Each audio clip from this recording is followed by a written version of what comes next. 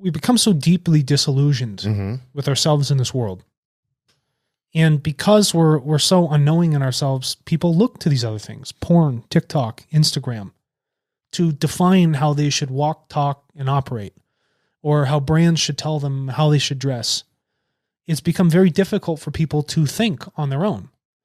They can't do that because people have been thinking for them for so long. And a lot of this also stems from a core level of the parents. Yeah, 100%. Yeah. And not offering or understanding the appropriate level of free will independence and consciousness development of children, especially protecting those very specific stages of development through puberty. Because they are projecting their own narcissism and insecurity as parents, and then that rubs off on the kid, and it becomes a difficult perpetual cycle to get out of. But on this planet, we are beginning to lose ourselves. And because there's so many of us, because there are all these systems, these material items, the governments that pay for us and help support us, we no longer need to take risk in our actions. We no longer take risks in our thinking because we don't have to be responsible for it. There's plenty of people for me to get lost in the sea of their thinking or point a finger to, right? Because that level of responsibility has gone, and because we do not have a firm foundational footing, like a mountain, which has so much strength and it doesn't matter what storm surrounds it, it's still there the next morning. We miss those natural aspects. We are lost in the regulation of ourselves. Look to the way, girls are being raised now, like with their diets or people going into extreme sports. The regulation of just their normal menstrual cycles are completely thrown off. Or the way jobs work, the cortisol and the stress, it's throwing off these natural rhythms that we need to be a part of. We don't pay attention to these things anymore. Our society is degrading as a whole because people are degraded internally. We're not figuring out how to evolve, how to bring out those best aspects of self, because we as a whole don't know what to look for. Yeah, 100%. Yeah. We don't really know what our core strengths are. We're spending so much time having people from the outside determine that for us. And it becomes very difficult. It becomes a clash of the person with their identity and what they feel like their identity needs to be from some other thing, rather than just listening and understanding my body is in a natural regulation. I exist in natural regulation. My personality is already here. Why do I need to strive to be something else when all those pieces are already in place? You just have to go internal and let the higher self speak. That's correct. And in understanding that uniqueness, and it may be you being a feminine woman and doing shot put, because that may be what, you gravitate towards through the higher self. Do it. Or maybe it's, you being a mother and being happy with that. Great. It's like, I just was talking to a lady the other day, and we'll close on this after you, but she's like, I'm so fucking stressed out. And I was like, what do you mean? She goes, I'm trying to be a new mom. I have this career that is, it's like, I can't, and Teal Swan talks about this spiritual lady on YouTube, which is controversial, but it's like, I'm having such a hard time balancing my career and balancing raising this new child that I have. And all I do is feel like I'm getting pushed and pulled, and I can't do good with either one of them. You know what I mean? Because my time is only so much. And then on top of it, I need to be a good wife. So guess who gets left in the cold? He does. Because I can't function at that level, being a good wife and trying to. So I've got all these hats, and then my mom's got pressure on me, and my aunts and uncles, and they want me to go to this party, and they want me to do this thing, and this birthday thing, and this anniversary. She's like, I literally am like at a 10 stressed out. And I was thinking, that's what society has put on women. Yes. There's the insane surge in the feminist movement, and feminism in the wrong sense, where they need to take over positions of authority. And then once they're in those positions of authority where it's been male dominated, say corporate structures, they feel that they need to put on the same sort of energy and image that like a strong man would have. Yeah, exactly. First of all, that's pure weakness. Yeah, it serves itself. It's weakness at a high level. Male patriarchal serves itself. Yeah. The second thing I want to talk about, your body as a woman, okay, biological female, creates or has eggs in it, and it sheds those eggs every month within cycle until you go into menopause and that stuff goes away.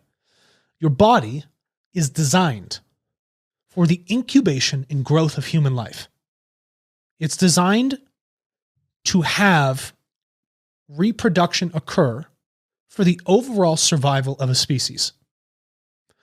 We have evolved to protect this offspring, to care for them, to incubate them.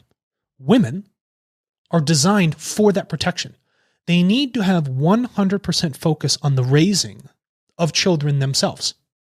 They should not be pushed to continue to work on other things when their focus 100% needs to be on raising and protecting that child to a point where it comes to the point of conscious development where it makes its own decisions.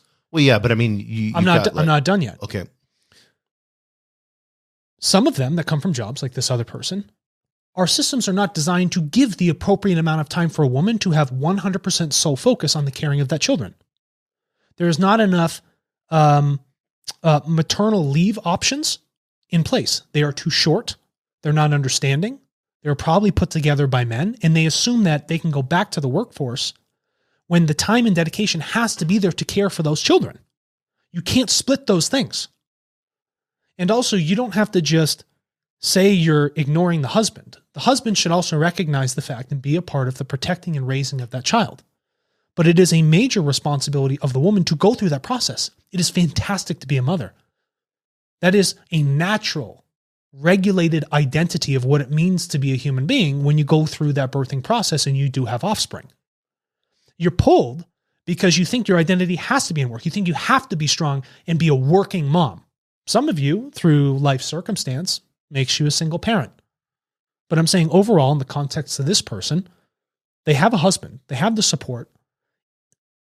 Make sure that you give the appropriate time to the raising of the child itself. Do not split the attention, because you are slowing down the ability for that child to develop appropriately, get all the appropriate love that it requires in its young development, consciousness development, and it needs your support. You have to be there for it. And you're pulled, you're stressed because you feel that you have to go back to work. You have to assume this identity. You have to do these things. And that just being a mom isn't enough of what it means to be a woman today is a completely false ideology. It's wrong. Well, it's put there by industrialists. That's correct. I mean, you want two people working. Commercial, industrial, corporatocracies, or whatever the fucking word is, has nothing to do with being a human being and being a good human being. That should not be the measure of motherhood. That stress is because you're putting industrial measures or societal economic measures on what you think is necessary to care for all. Yeah. By having a child, you chose to take on the job and responsibility of caring for that child. Splitting away from that because you feel like you need to fill this other thing when somebody else needs to step up is wrong. Yes. It's not the right thing to do. Right. Single working moms, it's going to be tough for sure. But understand that your priority is the child. And people say, well, I got to work to prioritize it. No. You need to adjust the choices you're making in your life to prioritize the child. That's so good. Because you're spot on. This is something that I've had to learn, and too bad I can't redo it as a parent. One of the things that you get so caught up in is the pressure of the system is to work, to provide more, to have more, to get a nicer car, to get a bigger house, to, have your kids have nice things. Your kid doesn't need a bigger house. But I mean, it's what's so wild about that is these pressures are so false, because what is it causing you to do? The system causes you to dump your kids into another government run system that controls them, and pretty much, I mean, I said whether you're liberal or Democrat or Republican, doesn't matter. The school systems are fucked. They're completely fucked. And I'm not blaming teachers, because a lot of teachers I talk to, it's like same thing blaming police officers for crime. It's like all the bureaucracy and all the bullshit has caused me where I can't do what I need to do. Like teachers have to go off the syllabus. They can't, so you can't even teach anymore. Like, and what is teaching? It's not reading a syllabus. No. There's no such thing as that. So this unschooling, this cool thing I keep seeing, and I've been reading and studying, it's really cool. There's a lot of young people a lot of young families that are just like, fuck the school system. I'm out on that. Of course. We'll go to travel. We'll do experiences. There's many tools for experiences in homeschooling. Yeah, it's 100%. Do you think that sending your kid to this giant concrete playground is good energy for them? Do you think the teacher having a dictated syllabus, not even adjusting to the very unique developmental path of that child, is best interest of that child? Do you think all these other kids with insane upbringings and other household troubles is best for your kid to be in that energy? No. No, it's a potent soup of fucking chaoticness. Our systems, the way they're designed, are not beneficial for mothers. No. Hands down. Hands down. Some countries set it up where you can go on maternal leave for 2 years. That makes fucking sense. That makes way more sense than saying you can't give a mother 6 months off after she's 10 centimeters fucking dilated, pushing a human being out of herself, and then assuming she's got to get back to work. Her body hasn't fully healed in that amount of time. No, not even. Yeah.